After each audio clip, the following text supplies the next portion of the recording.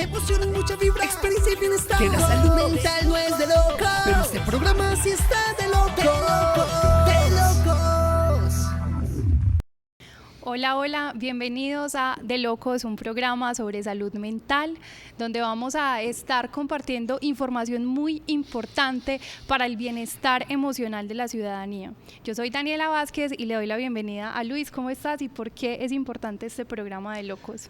Bueno, Daniela, me alegra mucho estar acá. Un saludo a usted, al doctor Albeiro, a Joana y sobre todo a todos los televidentes. Lo primero que yo estaba pensando cuando era esa palabra de locos, me encanta en un programa, porque es que uno todo el día, y yo sé que los televidentes también lo hacen, uno vive usando mucho esa palabra, es que de locos, y que, ay, no, estuve en un paseo de locos, fui a una película de locos, hice un almuerzo de locos. Entonces me parece que ese concepto bien importante y sobre todo de la mano de Pera de Olmo, este programa en una situación tan compleja, a veces tan discutible que es la salud mental. Como decía inclusive el profesor Pulgarín, el doctor Héctor Abad Gómez, nuestro gran profesor saludista, usaba la palabra, y en ese momento que él era profesor de la Antioquia, que decía la higiene mental. Hoy se habla de salud mental. Entonces, hablar de salud mental creo que tiene que ver con todos nosotros. ¿Quién no ha sufrido una situación de emocional? ¿Quién no la sufre? ¿O quién alrededor no la está sufriendo? Entonces, hablar de locos y de toda esta historia, de lo que significa, me parece muy ganador, y felicitaciones pues. No, muchas gracias. Y también tenemos acá a Joana. Joana es la gerente de Pera de Olmo, que es una empresa aliada de temas de salud mental y bienestar emocional, y también nos acompaña el día de hoy. Gracias, Daniela, a ti, a la audiencia, a las personas que nos acompañan, al doctor Albeiro, abogado constitucionalista, que hoy nos trae un tema muy importante y muy especial para hablar de la historia de la locura y cómo ésta se representa en la Constitución. Es decir, hoy la importancia de que la gente entienda y sepa de que el tema de salud mental no puede seguir siendo un tabú, un estigma, y no lo debemos esconder. Es decir, porque a través de la historia la gente le da miedo, le da pena decir que tiene algún problema de salud mental, alguna situación emocional. Entonces, hoy vamos a tratar este tema tan importante. Y bueno, Dani, muchas gracias por invitarnos a Pera de Olmo, Armonía y Bienestar. Yo quiero agregar algo que me genera la conversación de Joana, y es que yo, que soy médico, yo siempre lo he dicho, que qué bueno, y tenemos que lograr, y este programa tiene que ayudar a que uno pueda ir donde un psicólogo, donde un psiquiatra, y hablar de su situación emocional, como cuando uno va donde otro médico. Usted va y dice, tengo el azúcar alto, tengo la presión, me está doliendo aquí el corazón, que no sé qué. Hablar tan fácilmente de la salud mental y no seguir escondiéndola aquí debajo y estigmatizándola, y muchas veces desde el desconocimiento no entenderla en su conjunto, cuando yo diría que es de las cosas más normales, entre comillas, que hay. Sí. Hoy precisamente queremos hablar de esa historia de la salud mental y de dónde viene ese concepto de la locura, porque es importante decir que la locura ha sido un concepto cambiante. El loco ha sido un loco, pero ha variado. En la antigüedad era tomado de una forma, en la Edad Media de otra forma, y ya después, con el nacimiento de la psiquiatría, la locura también ha tomado pues como unos nuevos conceptos. Y esto también ha desencadenado en un asunto muy importante, y es cómo entendemos los derechos de las personas que sufren de algún problema de salud mental. Y por eso hoy nos va a acompañar el abogado constitucionalista y pensionado de la Universidad Nacional sede de Medellín, Albeiro Pulgarín. ¿Cómo está, Albeiro? ¿Cómo se encuentra usted en esta noche? Muy buenas noches a la teleaudiencia y a los compañeros de la mesa, que son una dedicación profesional a un tema el más importante para el desarrollo de la política en el marco constitucional y del Estado social de derecho. Es un tema tratado por el conjunto de la sociedad, calificada y no calificada intelectualmente, y de las estructuras de poder, como una situación advenediza, anodina, con una indiferencia, porque ellos mismos también padecen la enfermedad mental. no hay nada que enferme más mentalmente que el ejercicio monopólico del poder. Los distrae, los deshumaniza. Yo creo que no hay que hacer mucho esfuerzo con ejemplos y no hay que irnos a los dictadores de Roma, no hay que irnos a Nerón, no hay que irnos a toda ese tratamiento de las estructuras de poder del feudalismo, sino que hoy mismo tenemos un ejemplo muy claro de un hombre un poco satánico, Netanyahu, y no tiene ningún sentimiento respecto a un exterminio de un pueblo totalmente indefenso. Entonces viene el señalamiento al individuo y no tienen en cuenta que no fue tratado mentalmente desde su niñez, de pronto desde su mismo feto se va dando todas esas expresiones. Y en eso hay un gran aporte de Immanuel Kant entre el siglo XVII y XVIII, en el sentido de que todo en la vida es condicionado. Cuando se va a analizar cualquier fenómeno de la vida, ya sea de la libertad del individuo o de los que da la tierra, los recursos naturales, hay que mirar ese fenómeno que se da fue condicionado por qué antecedente. Totalmente. Entonces la búsqueda de los antecedentes es lo que permite llegar a la cura. Entonces la salud mental en Colombia, la falta de salud mental en Colombia, hay una ponencia de los 12 escritores que citó el presidente Juan Manuel Santos para que hablaran en un tomo grande sobre la violencia. Creo que son 12 ponencias, y uno de los investigadores tiene una posición muy clara que vale la pena tener en cuenta. Esta enfermedad mental que tenemos hoy, reflejada en una estructura de poder genocida, homicida, etnicida, la trajo Europa. Nuestros indígenas tenían una vida sana y de convivencia. Tranquilo. Entonces tenemos que tener en cuenta que hoy lo que se llama el sicario, el matón, la masacre, tiene origen 500 años que se ha gestado y se reproduce. ¿Por qué? Porque no hemos ido a la causa de las causas. Porque todo lo que ocurre en el mundo, dice Kant, tiene dos causas: la naturaleza y la libertad. Entonces, miremos el caso de la colonia y cómo la colonia hizo víctima a la naturaleza, incluyendo al ser humano, que es naturaleza. Yo creo que ahí es muy importante como una de las ideas que nos trae don Albeiro es el hecho que ese concepto de la locura precisamente es un concepto muy occidental.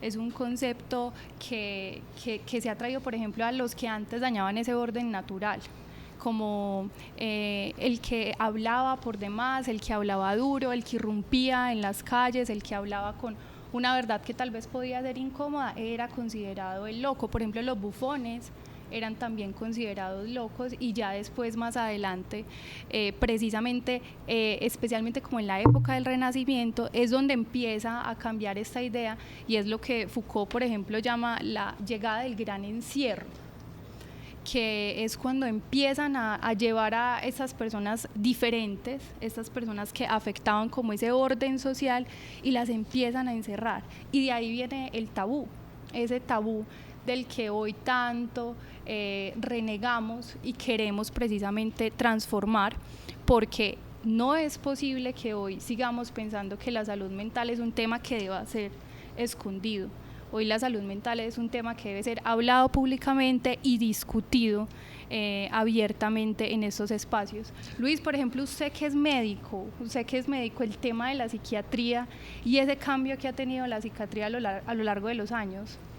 No, yo lo que digo es que en este tema de este programa inicial me gusta conceptualizar un poco y entender que de acá para adelante el programa de Locos va a tener un montón de miradas, de desarrollos, de esquemas, de enfoques alrededor de la salud mental.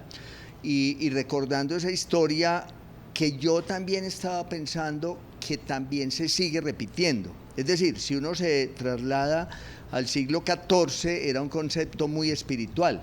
Quien no creía en Dios, quien no era religioso, quien tenía un montón de situaciones de orientación sexual, un montón de... lo consideraban en esa cultura un loco, o sea, un demoníaco, es decir, una persona peligrosa, y había que matarla, había que llevarla. Recuerde esa historia de la jaula de los locos o del barco de los locos, o sea, había que encerrarlo, había que alejarlo de lo supuestamente normal. Después, en el siglo XVII, que ya aparece, y XVIII, más un concepto médico de la psiquiatría, recordemos también que existía un montón de manejos desde la lobotomía. El que pensaba distinto había que sacarle, intervenir el lóbulo frontal para que perdiera la conducta. Quedaba como un estúpido, como una persona que no tenía ningún raciocinio. Pero yo también creo, y lo pongo en entredicho para discusiones posteriores, hoy sigue existiendo también un concepto muy estigmatizante de la entre comillas, la locura. Yo pienso que han desaparecido conductas, pero todavía se mantienen muchas. Todavía existen los manicomios, todavía quien piense distinto lo consideran un loco, y hay que medicarlo, y hay que sacarlo, y hay que encerrarlo, y hay que sacarlo del trabajo. No puede seguir trabajando con los otros. Y cuando usted dice en una empresa o en alguna empresa, no todas por supuesto, o en la escuela, no, es que yo soy bipolar, o yo soy depresivo, o yo soy ansioso, ya como que lo miran raro, ¿cierto? Entonces, se ha hablado mucho y se dice que hemos avanzado, pero yo creo que nos falta mucho por avanzar. Joay, vos desde tu perspectiva como psicóloga, esos cambios que ha tenido, por ejemplo, en los últimos años, la forma en la que hemos vivido la salud mental, en la que se ha transformado como con esa historia que hay detrás, con ese tabú y ese encierro que ha habido del diferente, del loco, que pues en la actualidad ya sabemos que las personas que sufren un trastorno mental o una enfermedad mental no son locos, pero digamos que incluso a pesar de eso se sigue acuñando, y mucha gente cree que el que va a terapia es porque está loco, y pues realmente eso no es así. ¿Cómo has visto tú ese cambio? Digamos que sí ha habido una transición desde esta época del concepto de la locura, que como decía Luis, ahorita era un asunto más demoníaco, era un asunto más de creencias, y el que era diferente o raro o estuviera etiquetado de raro, pues era encerrado, ¿cierto? Y habían de hecho muy pocos lugares para estas personas, que la sociedad los excluía y los encerraba: prostitutas, homosexuales, personas que pensaban diferente, como decías tú ahorita, el que hablaba duro o el que se consideraba fuera de lo normal. Pero digamos, con esta transición que emerge en el siglo XVIII, con la psiquiatría, con la medicina, que ya le dan, como dijo el doctor Albeiro, el poder a la medicina, a los médicos, a los psiquiatras, para que empiecen a traer el concepto de salud mental y a clasificar a través de unos libros, que es el Manual Diagnóstico de Trastornos Mentales, empezaran desde allí a darle un nombre a esas situaciones que le pasan al ser humano, al individuo. Pero creo que todavía seguimos, si bien hemos avanzado y hoy tenemos unos avances en la medicina que son importantes, creo que seguimos en mora. Creo que seguimos en mora porque no podemos tratar a las personas o al individuo como un ser separado o dividido, no. El ser humano y la persona tiene cuerpo, mente y espíritu, y deberíamos trabajar esa tríada como un todo, no separados y divididos como hoy lo hacemos. Y que también en el común hay 1001 estrategias que pretenden atender la salud mental, pero que están divididas y que no ayudan definitivamente al problema o al malestar o a la raíz, como decía el doctor Albeiro, de las causas de un problema o una enfermedad en el ser humano. Entonces yo creo que todavía nos falta un poco, y si bien han emergido muchas terapias integrativas, ha venido otras medicinas milenarias de otros países, de la India, las terapias alternativas y holísticas han venido generando un poco la revolución en este tema de la salud mental y llegando a trabajar todos estos temas. Claro que sí, y yo creo que hay uno de los asuntos centrales, y es que precisamente como en ese cambio de la historia y del concepto de cómo se ha tratado la salud mental, también ha habido unos cambios que se ven reflejados, por ejemplo, en la Constitución. Las constituciones colombianas de antes, por ejemplo la del 86, no tenían en cuenta el tema de la salud mental de forma integral como lo tiene ahora, por ejemplo, la del 91. Don Albeiro, ¿por qué se dio ese cambio, por ejemplo? Que si bien se da el cambio conceptual, es muy importante porque también se ha visto reflejado, por ejemplo, en la normativa en la que ahora abordamos el tema de la salud mental en el país. Empecemos por manifestar el concepto de salud mental. ¿Quién lo da? Lo da la estructura de poder para excluir con términos peyorativos como el loco, enfermo mental, el delincuente, el desquiciado, El demente. el demente. Entonces son señalamientos que se hacen para que el individuo mismo en su interioridad él diga si soy un loco, si soy un enfermo, si soy un delincuente, Para que se lo porque crea. esa clase de individuos le sirve al poder para crear en el ambiente de la sociedad una sensación de inseguridad, y entonces se justifica los gastos, el despilfarro en los manicomios, en la cárcel, en los hospitales, porque sale ya más cualificado de lo que entró con esa denominación. Entonces, todo el constitucionalismo, según la pregunta de Daniela, del siglo XIX, incluyendo la Carta de 1886, fue un constitucionalismo positivista, y voy a explicar lo que es positivista. Ya que tenemos aquí a un médico puede ser un positivista. ¿En qué sentido? En lo que lo convirtió la Ley 100. El paciente entra, el médico mira a qué horas entró, cuánto falta, Sí. cuáles son tus síntomas, lo que ve por encima, Rápido, esto es lo rápido. que te vas a tomar, doctor, pero también, no, es esto, ese es un 20 O médico pida minutos de otra consulta. cita, o pida otra Ok. cita. positivista. Sí, 20 minutos de consulta. Es decir, ese médico no está, y desde la facultad, desde el programa académico, esa fue una lucha que dio el doctor Héctor Abad, y por tal motivo fue pensionado. Él no quería pensionarse en la Facultad de Medicina, pero prácticamente fue expulsado bajo la justificación de que estaba pensionado, porque el doctor Abad hablaba era de la salud pública. O sea, no hay salud mental sin salud pública, es decir, sin que se mire al individuo en un contexto integral. Hasta 1991, ese fue un constitucionalismo positivista. La Carta del 91 tiene dos desobedientes. La estructura minoritaria de las élites son desobedientes a la Constitución porque son analfabetas políticos. Llámense magistrados de la Corte cualquiera, llámense gobernadores, llámense presidentes. ¿En qué sentido analfabetos políticos? En que desprecian el máximo paradigma del ejercicio de la política, que llama la Constitución política. Entonces no saben que en el 91 hubo una ruptura, no obstante que el presidente César Gaviria, cuando la presentó al mundo, le recuerdo que el presidente César Gaviria mandó a editar las constituciones y las bordó en oro para mandárselas a los diferentes países. En ese momento fue muy criticado el costo que tuvo, pero para que todo el mundo conociera una constitución, y él escribió un libro de la Constitución que lo llamó La Revolución Pacífica. Precisamente, ¿por qué revolución? Porque es una revolución cambiar del positivismo a la concepción dialéctico integracionista que tiene la Carta del 91. Y Pero entonces yo la creo que salud ya cuando hablamos de la mente y la salud, es el hombre en toda su integridad vinculado con la naturaleza que lo produjo, la Pachamama, la tierra. madre tierra, La madre y tierra. vinculado también a algo muy natural en él, el naturalismo racionalista. El hombre es bueno por naturaleza, la sociedad lo corrompe. Todavía hay antropólogos pesimistas, hoy hay antropólogos pesimistas que dicen que eso es un discurso vacío, que no, que el hombre es un lobo para el hombre. Repiten a Hobbes y a Jeremías Bentham, el inventor del panoptismo, que lo repite Foucault. El hombre, como es un lobo para el hombre, entonces él necesita cárcel, fábrica, hospital y escuela.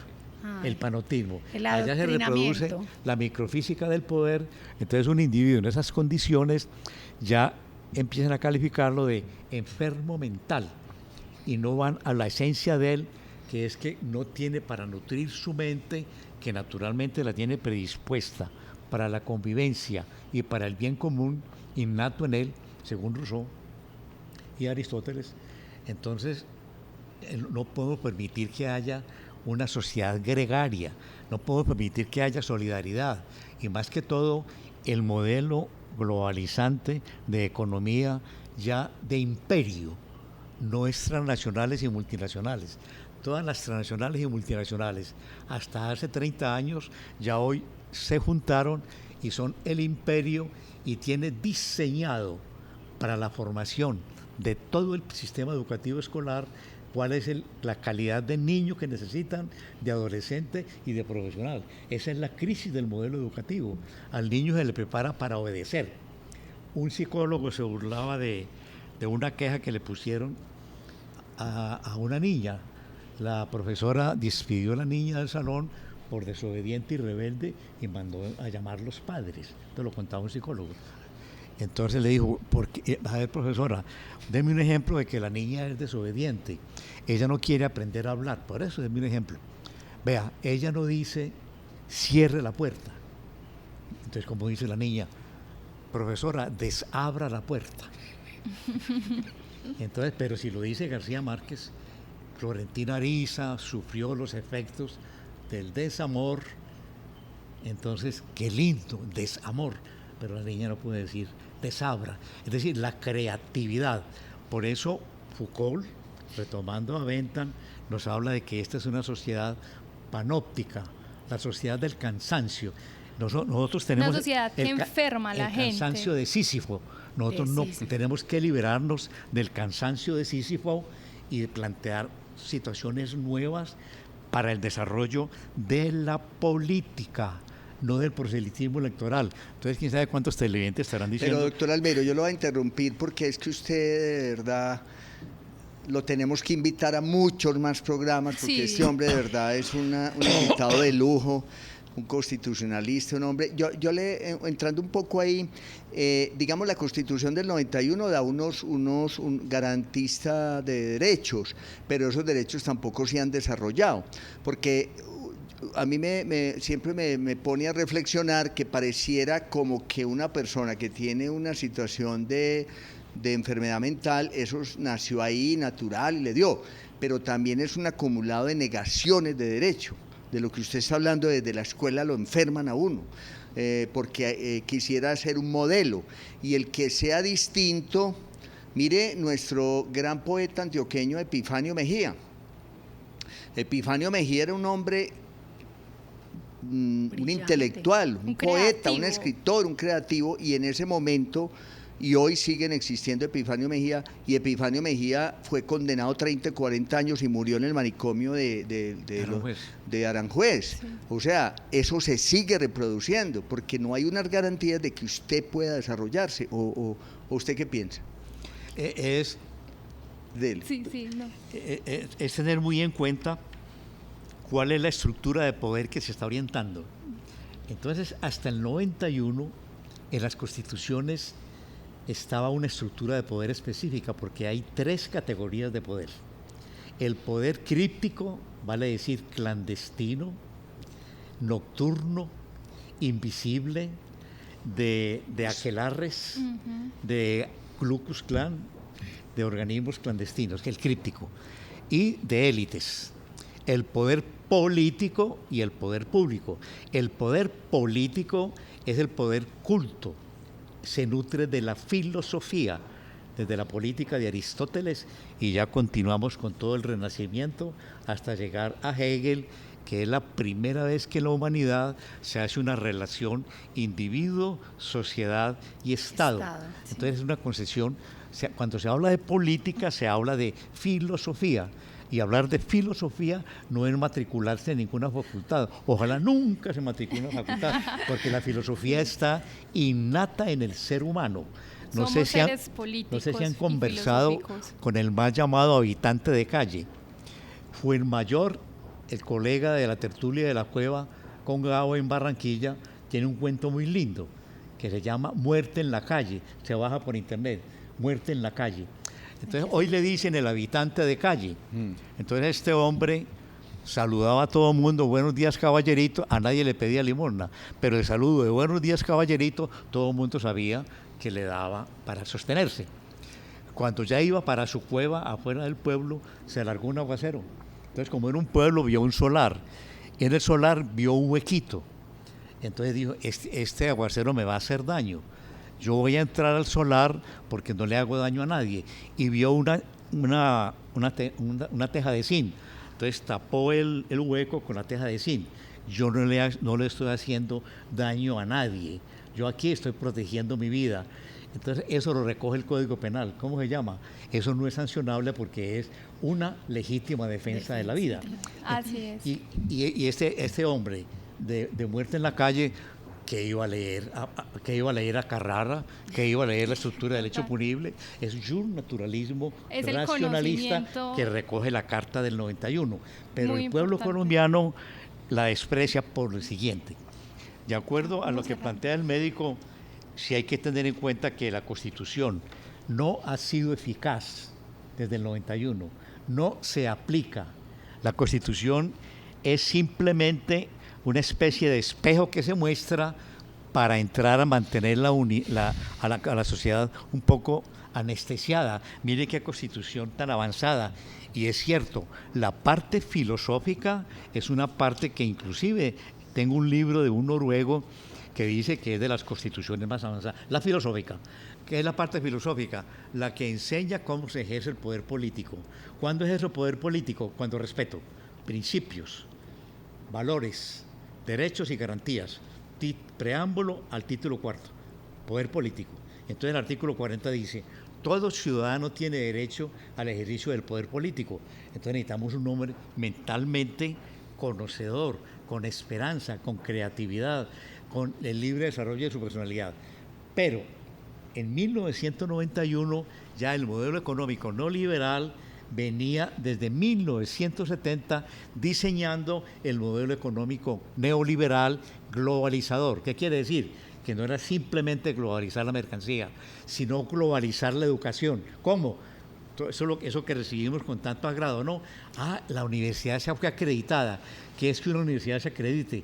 Que del Banco Mundial, el Fondo Monetario Internacional, la gran empresa, chequea todos los pensum, y el pensum que lleve un programa académico, que lleve libertad de conciencia, crítica, creatividad, autonomía y soberanía, no, esa materia no se puede dar. Daniela, pero yo aquí pensando, porque nos cogió la noche, y también aprovechemos para agradecer muchísimo al equipo de Nos Cogió la Noche, de Cosmovisión, por este espacio que vamos a tener de locos, pero también estoy pensando que esta deliberación y esta conversación del doctor Albeiro Pulgarín, que es un invitado de lujo, es de locos.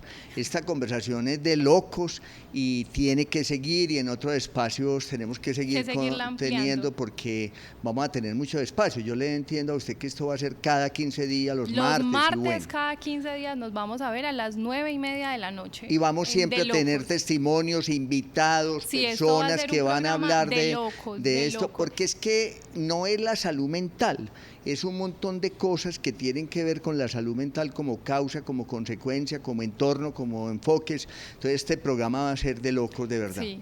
Así es, entonces ya saben, muchísimas gracias al profesor Albeiro Pulgarín, muchas gracias Luis, muchas gracias Joana, y nos vemos dentro de 15 días que vamos a estar hablando de los duelos amorosos, de la tusa. La tusa, La Ave tusa. María, y en este mes sí que va a haber tusas por ahí regadas. Ojalá no en el mes del amor y la amistad. Muchísimas gracias, y recuerden, nos vemos dentro de 15 días en este programa de Locos. Emoción y mucha vibra, experiencia y bienestar. Que la salud mental no es de locos, pero este programa sí está